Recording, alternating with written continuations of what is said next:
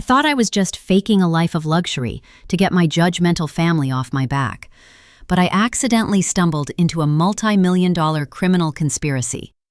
Now I'm being hunted by the very people who think I'm their rival kingpin. My family has always been the kind of people who judge your worth by the logo on your wallet and the zip code on your tax return. Growing up, I was the disappointment, the middle child who scraped by in a cubicle job, while my cousins bragged about hedge funds and startups at Sunday dinners. Every holiday was an agonizing gauntlet of snide remarks about my lack of ambition and stagnant career path. I was the family punching bag, the one they pointed to when they wanted to feel better about their own shallow lives. Then came Leo. He was my best friend since college, a man who saw the world not as it was, but as a chessboard waiting for the right move. Leo had made a killing in crypto and tech consulting, but he never let it change him. He was the only one who knew how much their cruelty burned me. Over a glass of scotch one night, while I was venting about the upcoming annual family reunion, the one where my uncle always made sure to ask me why I didn't own a home yet, Leo leaned in, his eyes gleaming with a mix of mischief and cold calculation. "You're playing their game, Elias," he said, tapping the table. "You're showing up as the beggar, so they treat you like one. If you want to stop the bleeding, you don't fight them. You rewrite the narrative. You fake it." He proposed a plan that felt like a suicide mission. He'd lend me his luxury apartment for the weekend, get me a temporary lease on a high-end exotic car, and set me up with a custom-tailored suit that cost more than my monthly rent. He even built a mock-up website for a fictional investment firm he claimed I was currently consulting for, a stealth project I couldn't discuss in detail. "We don't need to lie," Leo whispered. "We just need to curate the truth. Let them infer their own conclusions." The day of the reunion arrived, and for the first time in my life, I didn't pull into the driveway feeling like a failure. I pulled in behind the wheel of a matte black Porsche 911. As I stepped out, adjusting my cuffs, I saw my Uncle Marcus standing on the porch. He was mid-sentence, likely telling another story about his golf club membership, but his voice died in his throat. The silence that rippled across the lawn was instantaneous. My aunt dropped her wine glass. My cousins stared, their mouths slightly agape. I walked up the path, checking my watch, a vintage Rolex Leo had lent me, and flashed them a smile that felt foreign, sharp, and entirely rehearsed. "Sorry I'm late," I said, my voice steady. "I had a conference call with the board of a firm in Dubai. These time zones are a nightmare." For the first hour, it was intoxicating. I watched them scramble. The sneers vanished, replaced by an oily, desperate need to be back in my good graces.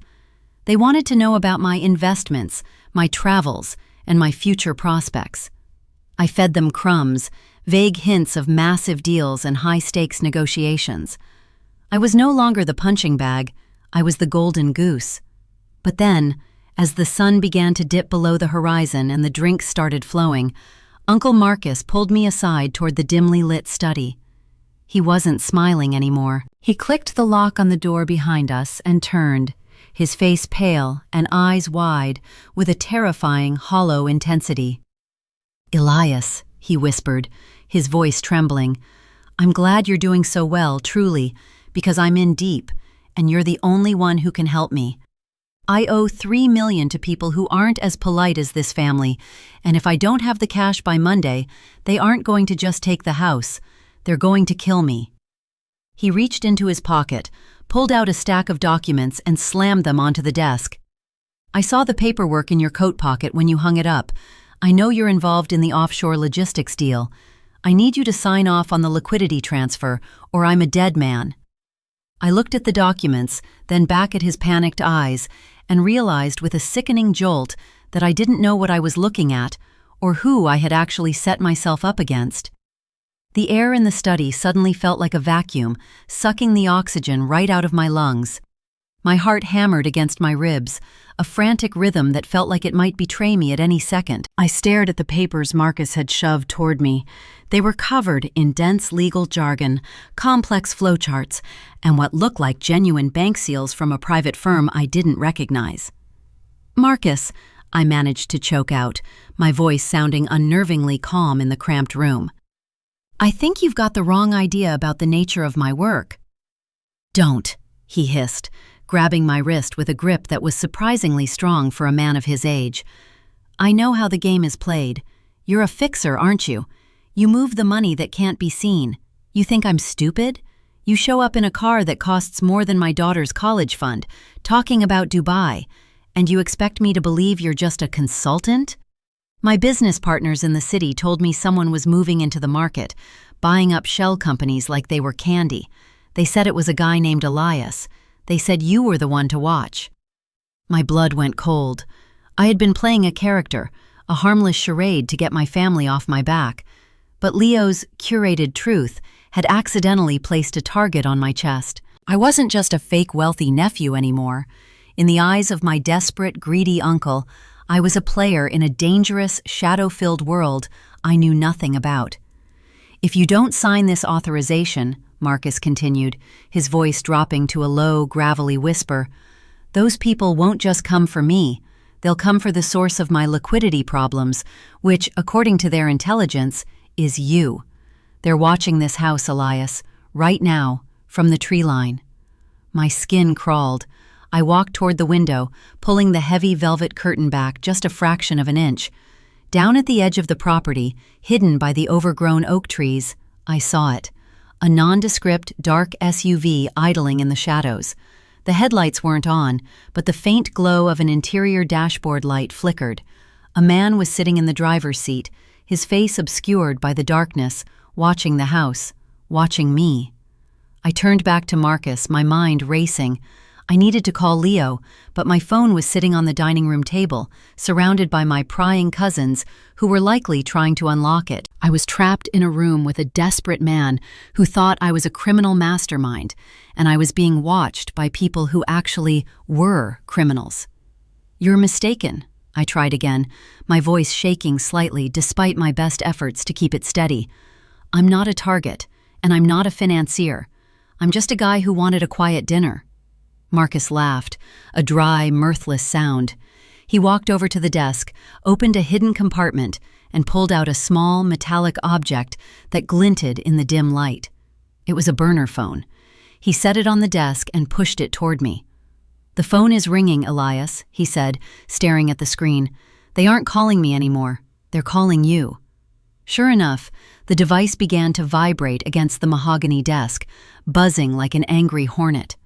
The caller ID was blank, just a series of zeros. I looked at Marcus, who was visibly shaking, his eyes pleading for a salvation I couldn't possibly provide. I reached out, my hand hovering over the device, terrified of what would happen if I answered. I took a breath, hit the button, and held it to my ear. We know you're not a consultant, Elias, a voice rasped on the other end, a voice so cold and detached it made my stomach drop. And we know your friend Leo is currently sitting in a jail cell in Chicago. We have 10 seconds to decide if you want to walk out of that house alive, or if we should start by picking off your guests one by one. The phone weighed a ton in my hand. My ears were buzzing, the sound of my own pulse drowning out the ambient party noise drifting in from the hallway. Through the study door, I could hear the muffled, cheerful chatter of my cousins, oblivious to the fact that their dinner party had just turned into a slaughterhouse waiting room. Chicago? I whispered, my voice barely audible. That's impossible. I spoke to him this morning. The voice on the other end let out a hollow, mocking chuckle. You spoke to a digital echo, Elias, a routed script. Your friend Leo wasn't just playing games with your family's ego. He was using your identity to mask a trail of money that belongs to people who don't believe in bankruptcy proceedings. You're the front man, kid, and when the front man stops being useful, he gets liquidated. I looked at Marcus. He was staring at me, his face a mask of sweating, pathetic terror. He thought I was the hero who could save his skin. He had no idea he was the bait that had led the wolves right to my door. The weight of the deception crashed down on me, the Porsche, the suit, the confidence. It was all a brittle shell, and it was currently shattering under the pressure of a reality I wasn't equipped to handle. I don't have his money, I said, my voice rising in panic. I don't have anything. I'm a nobody. You have to believe me. "We don't care about the truth," the voice replied, the coldness sharpening into a blade. "We care about the assets. You have 5 minutes to open the offshore accounts Leo tied to your biometric credentials. If the funds aren't transferred to the ledger we've sent to your phone, we're coming inside. Start with the girl in the red dress. She's your favorite cousin, right?" My vision blurred. My cousin Sarah was in the kitchen, laughing about her engagement. I couldn't breathe. My hands were shaking so violently, I almost dropped the burner phone. Marcus grabbed the edge of the desk, his knuckles white. "What did they say?" Elias, tell me. I shoved him back, my desperation turning into a frantic, adrenaline-fueled clarity. If I was going to die, I wasn't going to do it as a victim of a lie. I snatched my laptop from my bag, opening it with trembling fingers. I didn't know how to access the accounts, but I knew Leo's patterns. He was arrogant. He hid his keys in plain sight. I started scanning his desktop, looking for anything, a hidden folder, a note, a string of text. Then I saw it, a file named Exit Strategy tucked inside a photo album of our college trip to Mexico. I clicked it, and a command prompt window flickered onto the screen. It wasn't a bank login. It was a live feed of the house, showing the view from the security cameras I didn't even know were installed. I saw the front porch. I saw the dark SUV. And then, I saw someone walking toward the front door. Not a guest, not a relative. It was a man in a black tactical jacket, carrying a heavy case, his face partially covered by a mask. He wasn't waiting for a transfer. He was already inside the perimeter. I spun around to the window just as the power in the entire house died, plunging the study into absolute, suffocating darkness. The party chatter ceased instantly, replaced by a sudden, chilling silence that was broken only by a single, sharp, metallic click from the hallway. The unmistakable sound of a heavy bolt being slid into place. "Marcus," I whispered into the dark, "stay down." Before he could answer, the door to the study exploded inward, blown off its hinges by a force that sent shards of wood flying like shrapnel.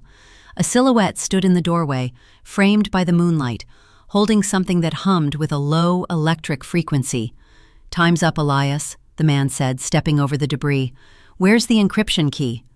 I reached into my pocket, not for a weapon, but for the one thing I had grabbed from Leo's desk before I left, a small encrypted hard drive that Leo had insisted I keep safe at all costs. I held it up, but as the man lunged for it, the floorboards beneath us gave a terrifying rhythmic groan, and a red laser dot suddenly appeared, dancing right over the intruder's heart. The man in the doorway froze, his hand inches from my throat. The red dot danced steadily, a pinpoint of lethal light centered perfectly on his sternum. He didn't panic. He didn't even flinch. He just tilted his head, his eyes scanning the room with the clinical detachment of a predator assessing a new threat. "You think you're the only one with protection, Elias?" The intruder sneered, his voice low and vibrating with a strange, synthesized edge. "You've spent your life in the background, but your friend Leo, he didn't just borrow your name, he turned you into a tactical liability. That laser isn't for me, it's for you." My blood turned to ice. Before I could process the implication, a deafening thrum filled the air, the sound of a drone hovering just outside the shattered French doors.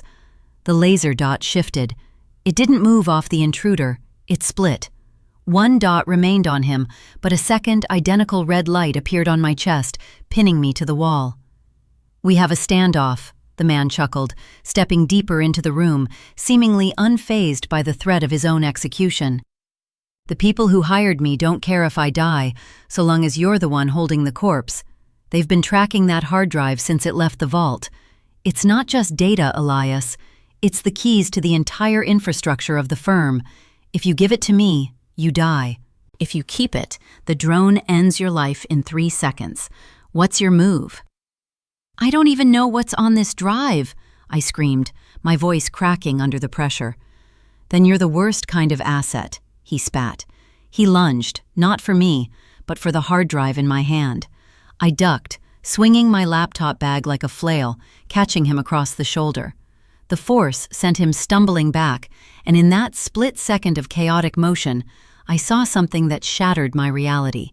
the silhouette of someone standing in the shadows behind him, silhouetted by the flickering light of the hallway. It was a woman, dressed in a sleek, charcoal gray suit, holding a tablet that pulsed with the same blue light as the drone's interface. She wasn't a hitman. She was the one controlling the laser. She was the one controlling the drone. And she was looking at me with an expression of pure, unadulterated pity. "He's not the one you should be negotiating with, Elias," she said, her voice cutting through the tension like a razor.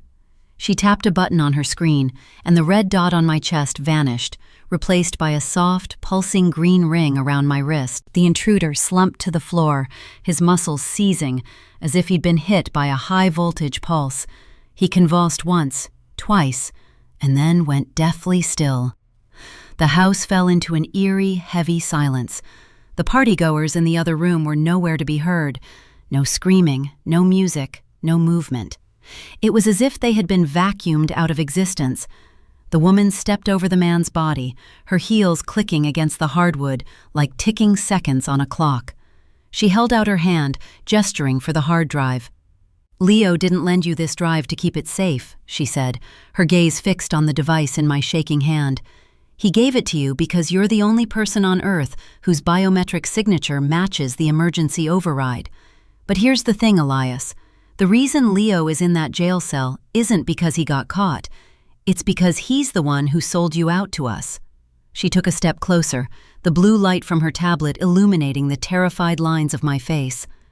"Now, are you going to hand over the drive, or are you going to join your family in the basement, where they're currently waiting for a payout that will never arrive?" My heart stopped. I turned my head just enough to see through the open doorway into the dimly lit hallway.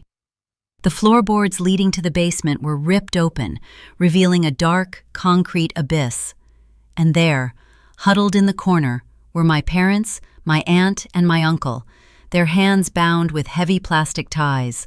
The woman smiled, a slow, predatory curve of her lips. "Last chance, Elias. Give me the drive and I'll let you walk away. Keep it, and I'll pull the trigger on the explosive collars your family is wearing right now." The silence in the room was absolute, save for the rhythmic, mechanical hum of the drone hovering just outside the shattered glass. My family sat in the shadows of the basement staircase, their faces etched with a primal, hollow terror that stripped away all the ego and status games they had clung to for years. My Uncle Marcus, the man who had been demanding my fortune just minutes ago, was sobbing quietly, his forehead pressed against the cold concrete. I looked at the woman, this professional, cold-blooded puppet master, and then back at the hard drive. My thumb brushed against the cold metal casing. In that moment, something inside me shifted. The fear that had been paralyzing me for hours began to crystallize into a sharp, jagged sense of clarity. Leo had played me. My family had been willing to sell me out for a piece of a lie. The entire world I had built this evening was a stage, and I was finally tired of being the actor. "You think you've won because you have leverage?" I said, my voice dropping to a register I didn't recognize. I stood up, my knees no longer shaking. "You've spent so much time tracking the data, you forgot to look at what you were actually tracking." The woman's expression flickered, a brief, imperceptible twitch of doubt. "Don't play hero, Elias. You're a cubicle clerk with an overdraft limit." "I was," I corrected. I raised the hard drive, not toward her, but toward the central router of the house that I had managed to plug into earlier, hoping to find some signal for help. "Leo taught me one thing, actually.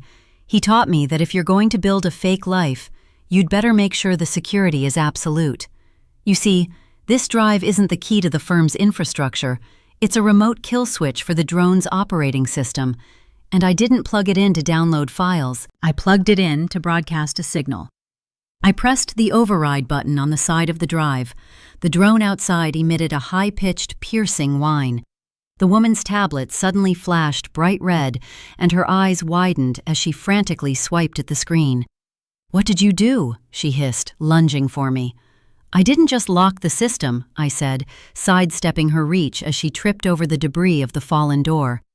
"I triggered a burst transmission to the authorities and the very people you're running from. Every transaction you've made, every movement of this drone, and the location of your tactical team is being uploaded to a public server right now. If you want the drive, go ahead, but you'll be doing it in the middle of a federal raid." As if on cue, the distant, unmistakable wail of sirens began to rise from the end of the long, winding driveway. Red and blue lights began to strobe against the trees, reflecting off the windows of the house. The woman looked at the sky, then back at me, her composure finally shattering. She dropped the tablet, pulled a small emergency extraction device from her belt, and bolted toward the back exit. She didn't look back. She didn't even try to retrieve the drive. She knew the game was over. I didn't wait to see if she got away. I scrambled down the stairs, pulling a pocket knife from my jacket, a cheap tool I'd kept for opening packages at my old job, and began cutting the plastic ties off my family. My mother was the first to grab me, her hands trembling, her face a mask of disbelief. "Elias," she choked out, what is happening?" I didn't answer. I just stood up, gathered my things, and looked at them one last time. The wealth, the suit, the Porsche, it all felt like a costume from a play that had run far too long.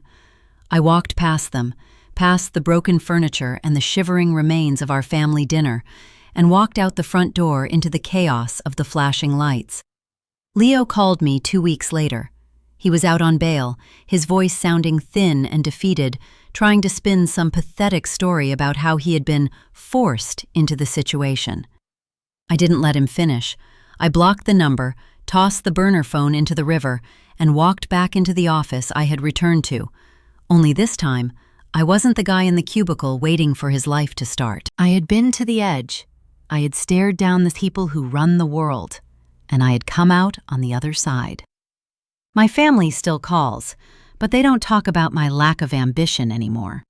They talk to me with a newfound, respectful distance, a silence born of the fear that they might one day realize exactly how much of that night was real and how much was just the ghost of the man I used to be.